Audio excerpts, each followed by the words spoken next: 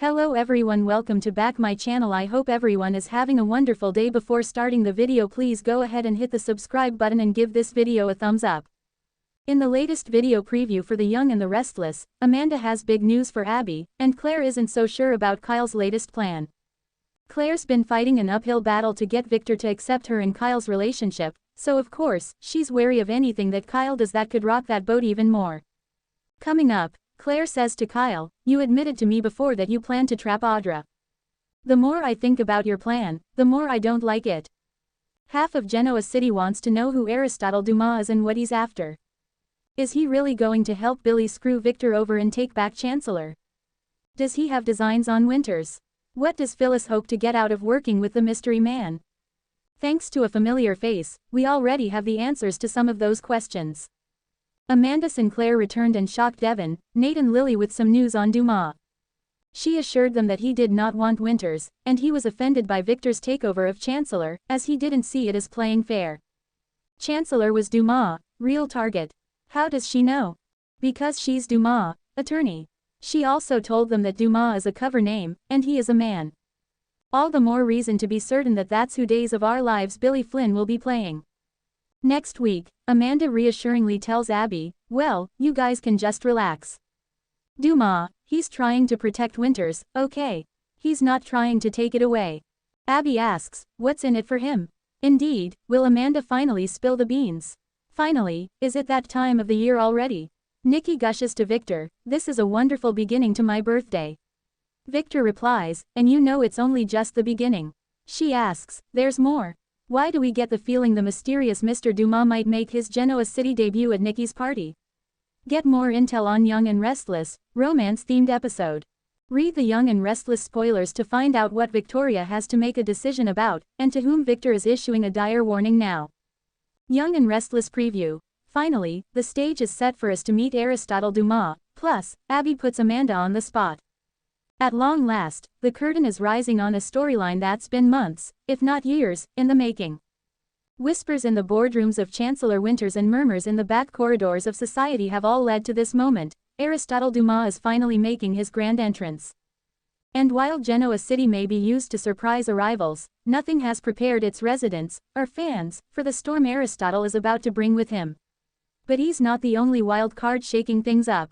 Abby Newman Abbott is ready to fire a shot heard round the legal world, and Amanda Sinclair finds herself squarely in the crosshairs. Who is Aristotle Dumas? You may have heard his name in whispers. A brilliant strategist, a mysterious investor, and a man with a past as enigmatic as Victor Newman's poker face. But until now, Aristotle Dumas has existed only in shadows, a myth built from offhand comments and cryptic emails. That all changes this week. He doesn't arrive with fireworks, but with a slow, calculated burn. A black SUV pulls up to the Grand Phoenix's private valet entrance. A polished black shoe hits the pavement. A tailored three-piece suit steps out, crisp and elegant.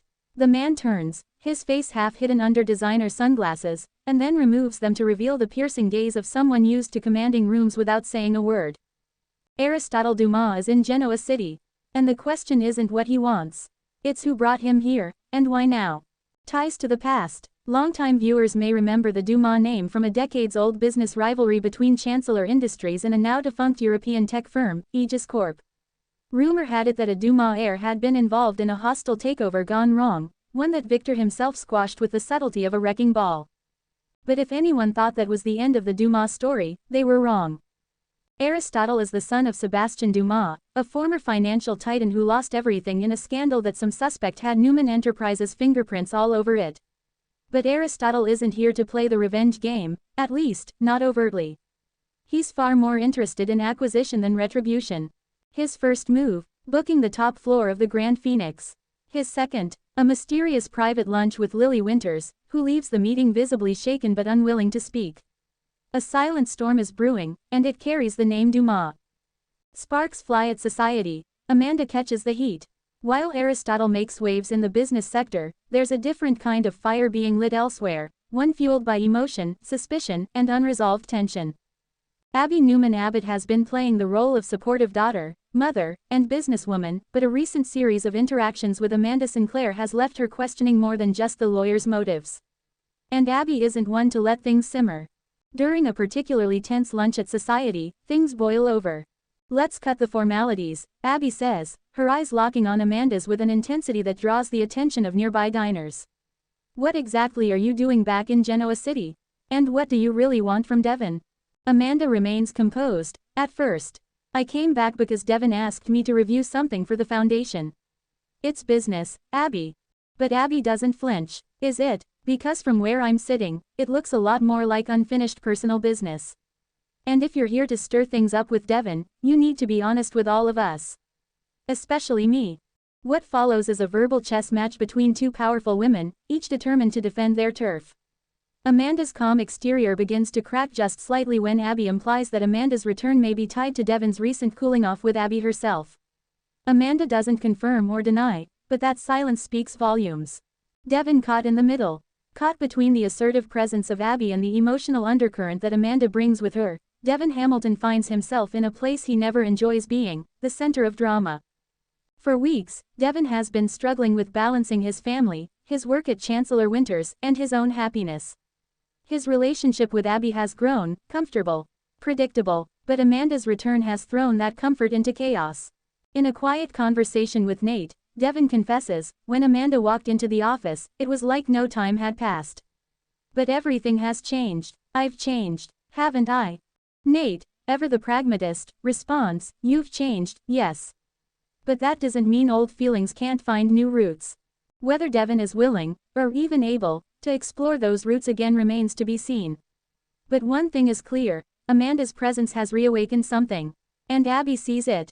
Billy's gamble and the Dumas factor. Elsewhere in town, Billy Abbott is doing what Billy does best, pushing limits.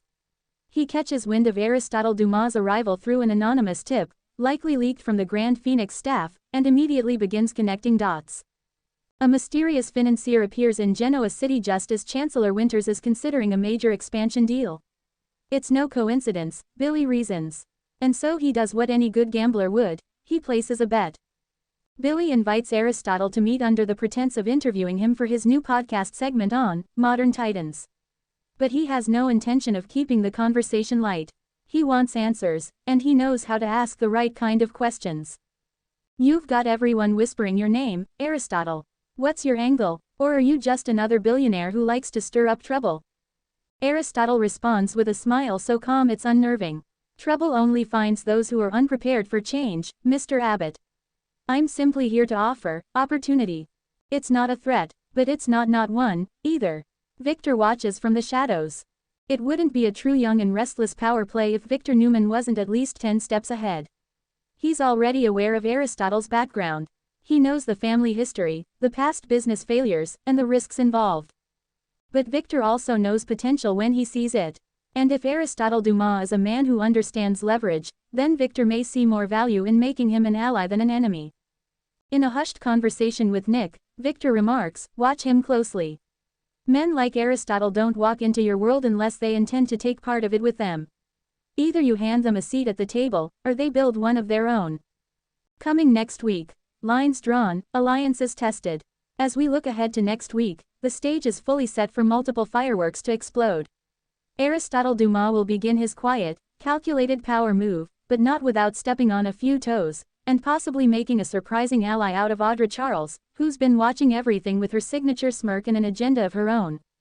Amanda, still reeling from Abby's blunt confrontation, will be forced to ask herself if coming back to Genoa City was a mistake, or the best decision she's made since leaving. And Abby, she's not backing down. If anything, the confrontation has lit a fire under her, and she's more determined than ever to secure her place beside Devon, whatever it takes. One thing is certain, as the young and the restless marches into summer, the heat is turning up fast. With Aristotle Dumas now officially in play, alliances will shift, secrets will surface, and Genoa City will never be the same. Thanks for watching this video and please subscribe our Update World 24 YouTube channel for more update news.